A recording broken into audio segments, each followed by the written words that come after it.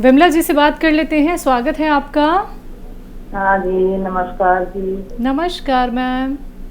हाँ जी, मैंने हकीम जिया से बात करनी जी। जी फरमाइए, धन्यवाद। हाँ जी, नमस्कार जी। जय हिंद, स्वागत आपका विमला जी। मेरे जी ना जुकाम खांसी जा रही, थोड़े थोड़े दिन में जुकाम लग गया है, थोड़े थोड़े दिन में जुकाम लग गया है और पैरों की नसों में दर्द हो गया है, नीलापन हो गया है। हाँ जी। क्या उम्र है आपकी विमला जी? 68 वर्ष की है जी।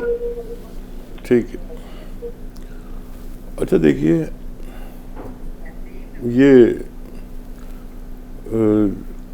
सपिस्तान एक दवा का नाम है। सपिस्तान एक दवा का नाम है जिसे हमारे गांवों में लिसोड़ा कहते हैं, शायद आप समझ जाएं। सपिस्तान यानी लिसोड़ा 100 ग्राम लें।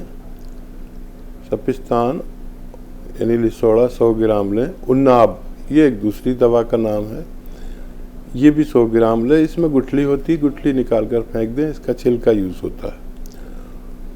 और अलसी, ज़्यादातर महिलाएं जानती हैं अलसी क्या होती है।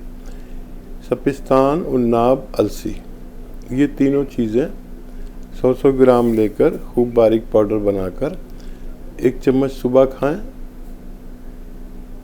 और गर्म पानी पी लें या चाय पी लें तो बहुत अच्छा है इसके बाद, खाने के बाद, और 1 चम्मच रात को खाएं।